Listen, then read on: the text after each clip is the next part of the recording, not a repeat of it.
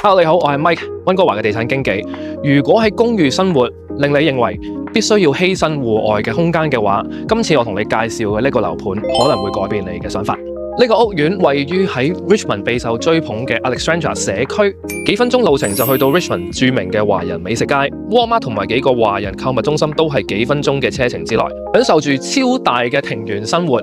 設施就喺你家門口，仲有一個自己私人嘅特大嘅 patio， 入去睇睇。呢個單位係一個650尺一房加書房嘅單位，其中一個賣點就係我哋前面有一個超大嘅平台，可以俾你擺戶外嘅大梳化同埋燒嘢食喺度開 party。入到嚟亦都非常之光猛，9尺樓底。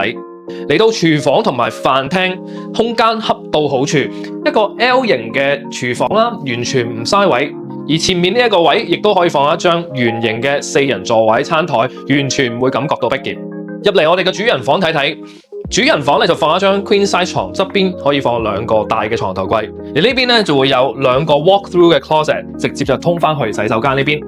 洗手間嘅淋浴空間側邊亦都會有一個位俾你可以坐喺度或者擺嘢。而呢一個洗手間咧，亦都係一個 Tudor ensuite， 即係會有2邊可以通返出去出面，變咗更加實用。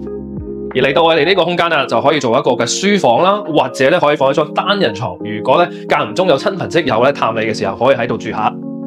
呢邊咧就仲有一個 laundry 啦，咁同埋呢一度咧就係大門可以通返去 lobby 嗰邊，而我哋亦都可以喺平台嗰邊出入，因為咧亦都裝咗咧就係呢個 security 嘅 alarm， 即係咧保安系統，所以咧令到你咧更加安心。